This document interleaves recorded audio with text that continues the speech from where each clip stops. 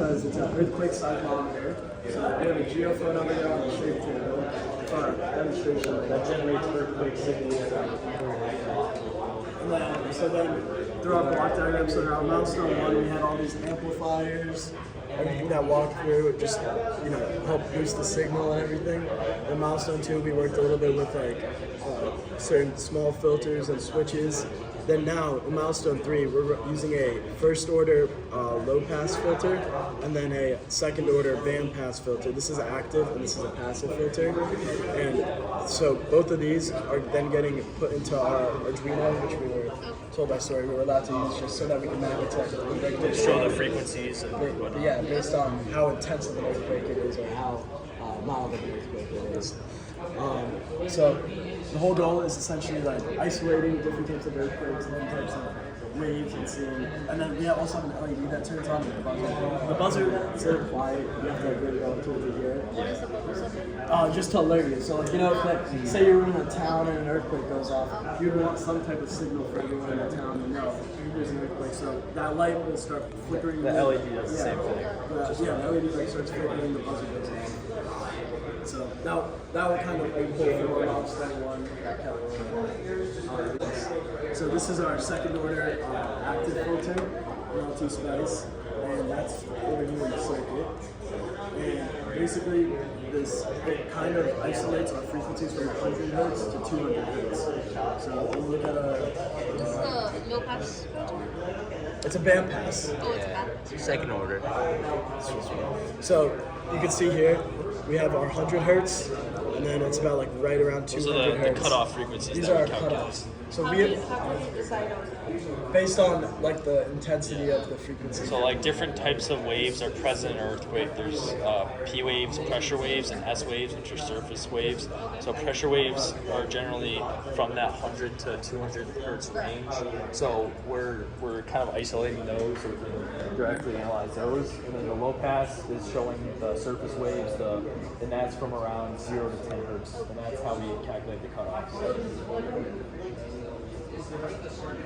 So we'll walk you through a quick demonstration of it. Okay, so right here I have the full circuit. So from our Milestone 1 and 2, we had 3 op amps, and pretty much we wanted to get a signal that reads right here. Before Milestone 3, this was our signal. Right, so it's a voltage between negative 2.5 and 2.5. It's a little bit, it's not quite there, it's like 2.4, but you know, it's the same idea.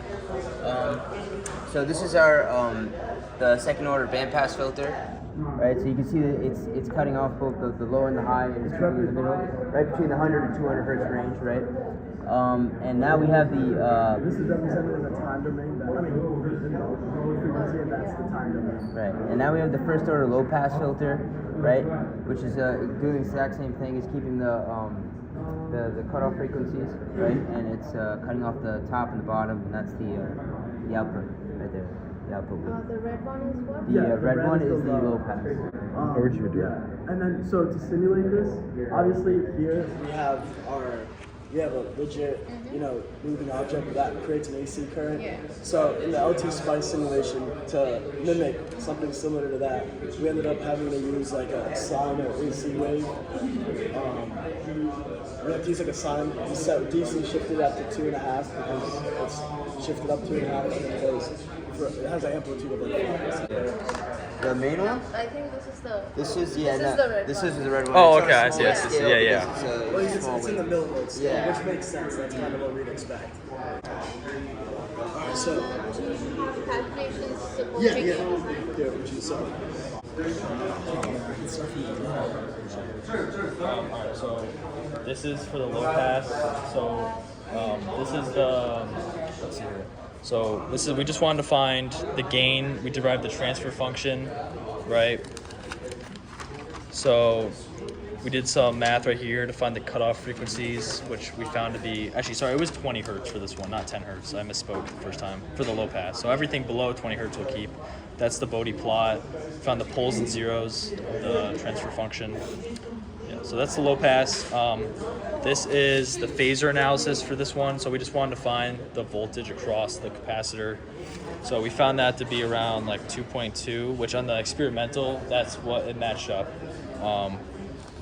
But when we include it in the whole system, like you'll be seeing here, it's going to be lower because when we simulate this, it's hard to simulate everything at once, especially with the geophone signal, which is not a constant frequency. So yeah, for the proof of concepts though, we did that. This is a transformer, so Oh yeah, and it lined up with our LT Spice simulation. See. Phase constant also be -71. yeah. So the transformer, we said she spoke to Sawyer because we couldn't find a 1 to 2 transformer time. So she said that's fine. We can still prove the concept, and you don't have to do the experimental. So we explained that on that document. And the purpose of the transformer was ideally to boost the signal for this frequency. And you should have the math for the And then active. for the active here, it's the second order. So it's the same. We went through 100 and 200. This part is our high pass. This is our amplification here, and then this is our low pass over here. So then, I went through just more math. What is this one? And then this is a very messy Bodhi plot that was drawn out. We had no zeros. These were our poles. And then here was our simplified transfer function. My K constant was like 1.41, I believe. And so this is how we got our second order band pass. So the orange in here represents our Richter scale value. What's going to come out? The blue is after all that filtering and what's slipping away.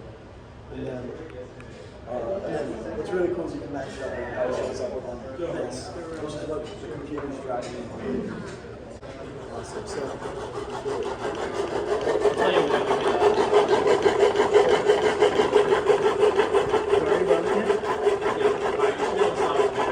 Yeah, you see the light flickering there, the LED. So this is starting this, Yes. and then Yeah. the signal is Exactly. so this, coming yeah, so this is like mimicking straight up earthquakes. Do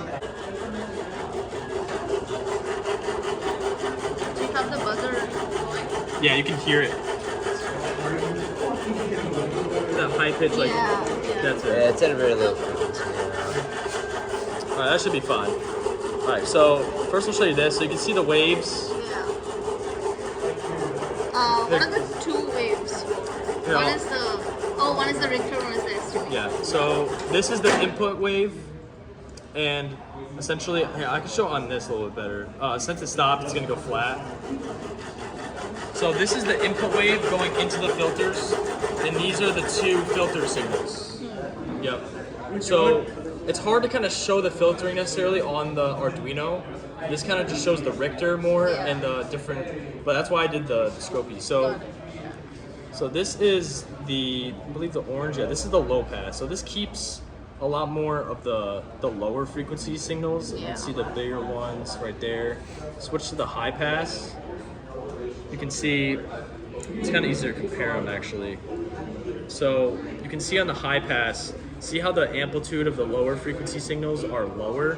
So that's the rule off of the decibels essentially. So as, these signals, it's not gonna perfectly filter them out necessarily, but it will just make the amplitude a lot less so you kind of see what you're dealing with, because you can kind of see this is a smaller amplitude, but the higher frequency signals kind of follow the same trend curve. If there's more channels on this oscilloscope, I would show you the input wave that's going into them as well, but on the Arduino you can kind of see this is the input wave, these are the two filter signals. And then the Richter scale's kind of doing a little bit of math because the Richter scale follows a log scale. So this will kind of go up as it detects more higher frequencies. And yeah, it's kind of easier. Actually, yeah, if you want to, Shaky, right? here, let me just do something real quick, kind of zoom out. See, the earthquake table only goes side to side. In a real earthquake, there'd be some vertical movements. Yeah. It's hard to. Yeah, so this really is more of a side-to-side one. Ours is really, in reality, more designed for up and down waves. So yeah, if you want to shake that again, Hassan. All right, yeah, that's good. So yeah, now it's a lot easier to kind of see the filtering in action. So the higher amplitudes are being dumbed down, and then the opposite is for the other one. So you can kind of see the low pass, the orange, so it's kind of rolling off those high frequencies. Like this is a good example right here. It's rolling them off. Yeah, so it's it's not perfect necessarily, but you can definitely tell that it's doing what it's supposed to be doing. I mean, one big thing that we wish we could improve on going forward was that this has like a whole bunch of wires and they're 50 and there's movement going on there, and that movement, it doesn't help with all the circuit boards. So like if we were to move a step forward, we want to have this printed out on a PCB, something that's just a little bit more reliable and you don't have to deal with maybe a cable's not attached properly. Right when we did our demonstration, there was like one cable that like fell loose, and with that you couldn't pick up any signals because It's a lot of variables. yeah. So with all these the breadboards are not that great. These breadboards are so finicky. If the cable's not in straight down, it doesn't work. So that's something that we find super beneficial. Just like if we were to keep moving forward with this, that'd be something. By design choices, I meant things that you did Design and why you did. Yeah. So for Milestone 3 specifically, we wanted to use an active filter for the second order. After doing some research, we found that active filters are a lot more precise than passive filters because it isolates the low pass and the high pass networks. So that's one design choice we decided on. Another is we already spoke about the frequencies, why we picked different cutoff frequencies. So let me think of another one. I think we wanted to. Oh yeah, actually this is a one. So for the buzzer specifically, we basically want to make it so it doesn't make any noise unless there's an earthquake detected. So we decided to use an op amp for that. So essentially, it's 0, but once it detects something, I think our gain is set to 2 times, so it will double the frequencies going into it, and you'll kind of hear those high-pitched buzzes when it's detected.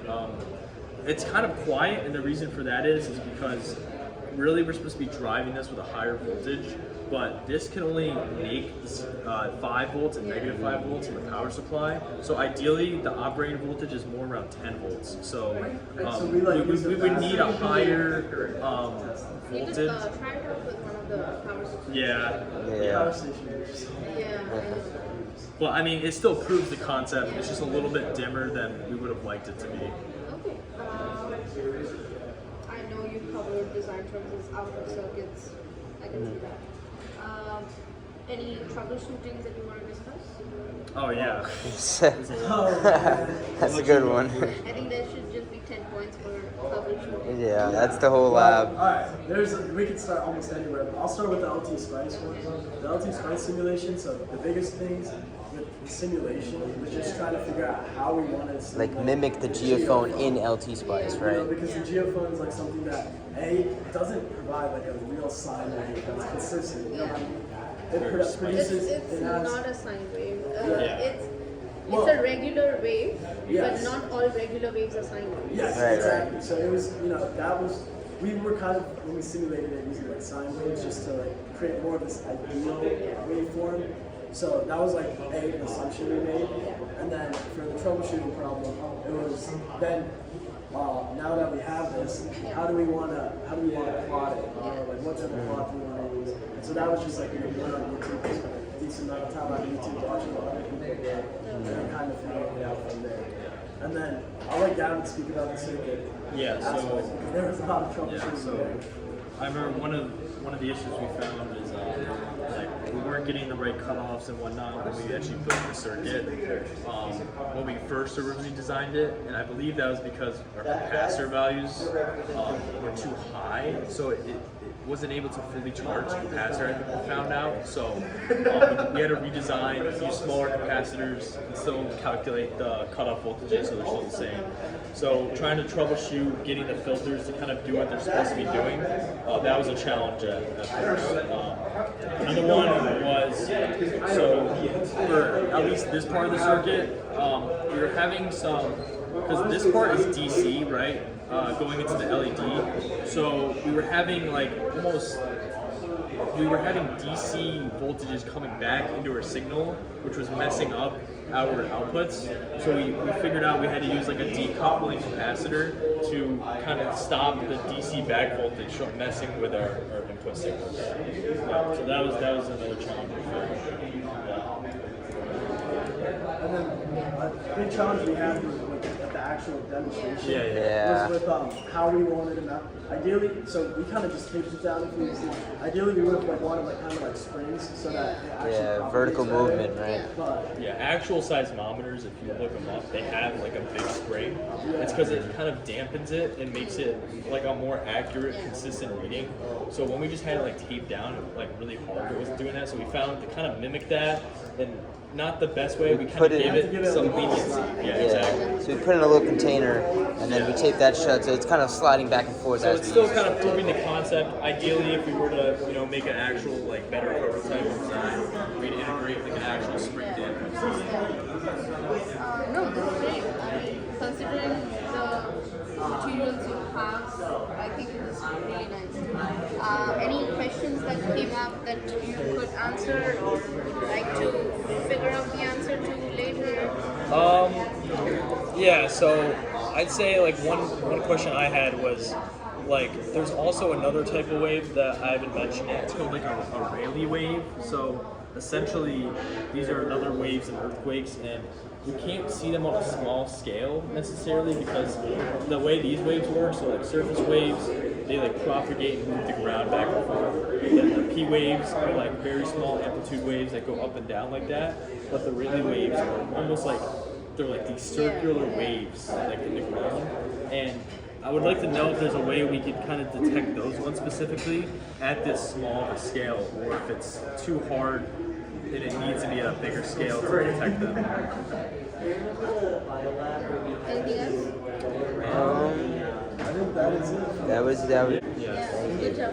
Thank you. Thank you.